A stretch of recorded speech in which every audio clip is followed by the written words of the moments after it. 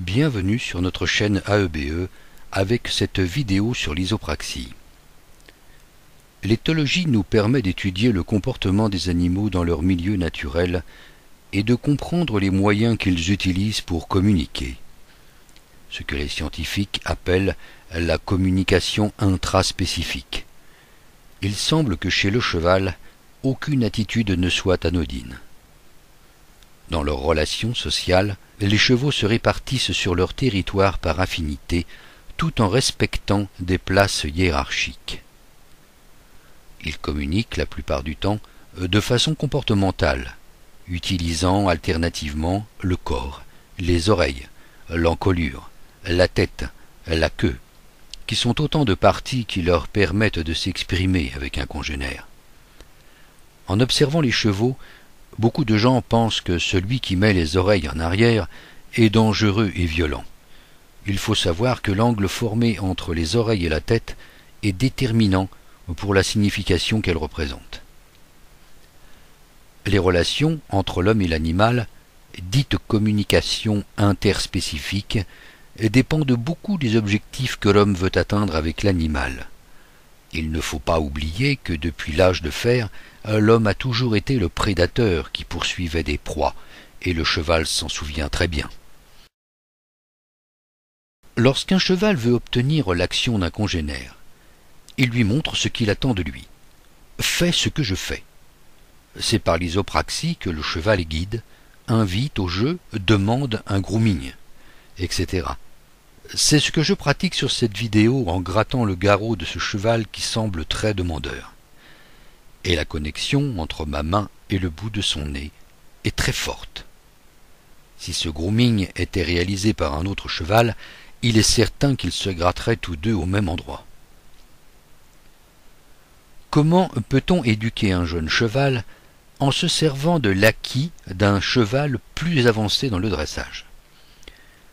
Après avoir détendu les deux chevaux, obtenu une bonne connexion par communication interspécifique et s'être assuré d'une acceptation entre les montures, Frédéric aide le poulain à marcher, puis s'arrêter, lorsque je le demande à Livingstone. L'éducation classique consisterait à demander au cheval ce qu'il doit exécuter, alors que dans cet exercice, Frédéric applique les aides juste au moment où son cheval s'apprête à imiter Livingstone.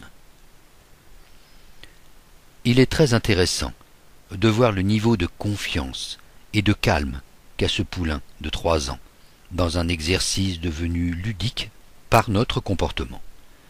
Les oreilles sont tournées vers la cavalière avec respect et attention.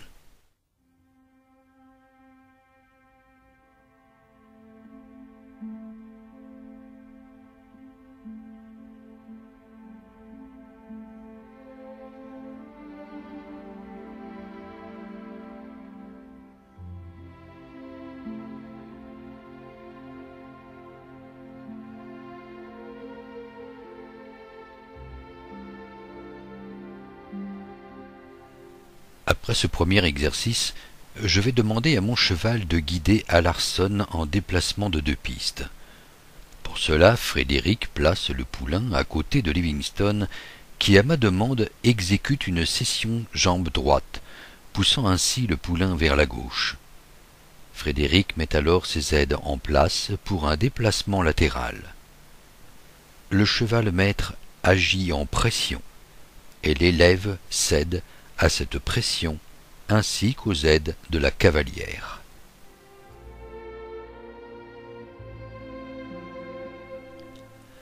Après un changement de main, Livingstone se trouve en piste intérieure.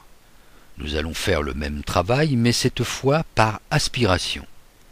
C'est une faculté innée très particulière qu'ont les chevaux à sentir et se servir de la masse d'air qui les entoure pour créer un déplacement. Nous montrerons à ce propos dans une prochaine vidéo, dans le travail en liberté, comment les chevaux se situent dans un environnement et acceptent ou refusent la proximité de l'homme ou d'un autre cheval. Il est bien pour ce dernier de travailler ainsi avec un congénère, dont il est parfois physiquement trop souvent séparé.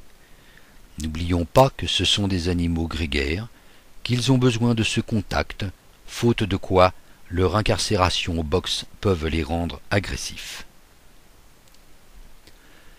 Nous recommençons donc l'exercice une fois.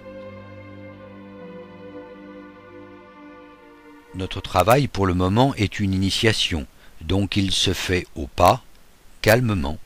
Nous recherchons avec et entre nos chevaux un climat de confiance, une connexion, une complicité.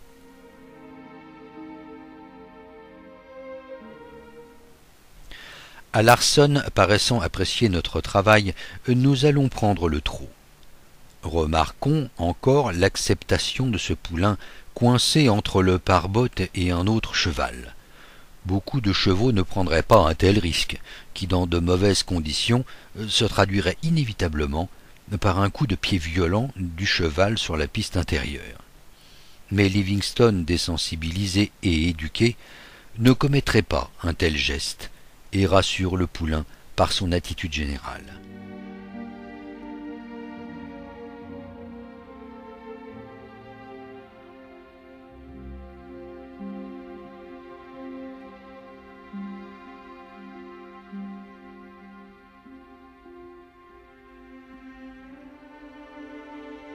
Il est donc important de préciser que ce poulain a été travaillé à pied en désensibilisation, puis en sensibilisation.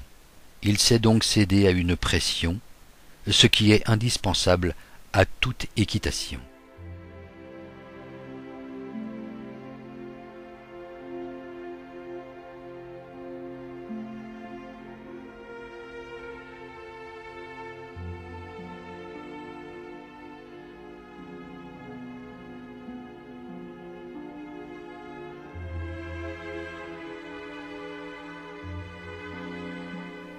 Un cheval stressé ne peut rien apprendre. C'est ce travail de connexion intraspécifique entre les deux cavaliers, ainsi qu'une bonne communication interspécifique avec leur monture qui entraîne cette confiance entre les deux chevaux. Il est donc raisonnable de comprendre que la domestication de l'animal n'a eu pour effet que de lui mettre un costume de soumission apparente, et que l'image qu'il se fait de l'homme reste intacte. Nous devons avant tout convaincre le cheval de notre désir de le comprendre et celui de le protéger.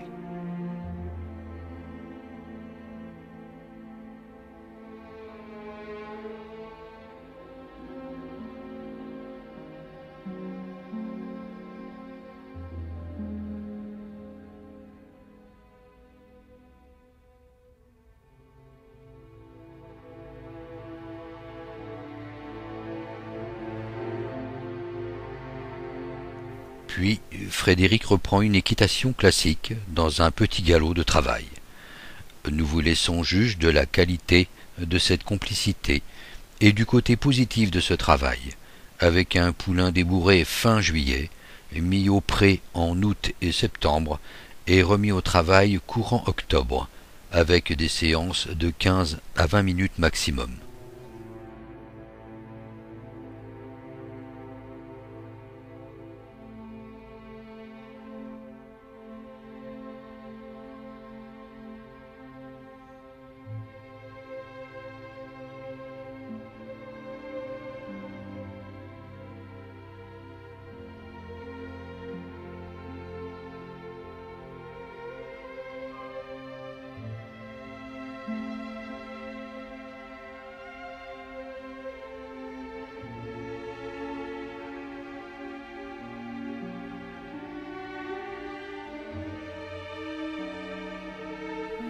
Nous terminerons donc cette séance dans un retour au calme et en n'oubliant pas de remercier tout d'abord Frédéric pour son aimable coopération, puis nos chevaux pour ce travail très concluant et agréable.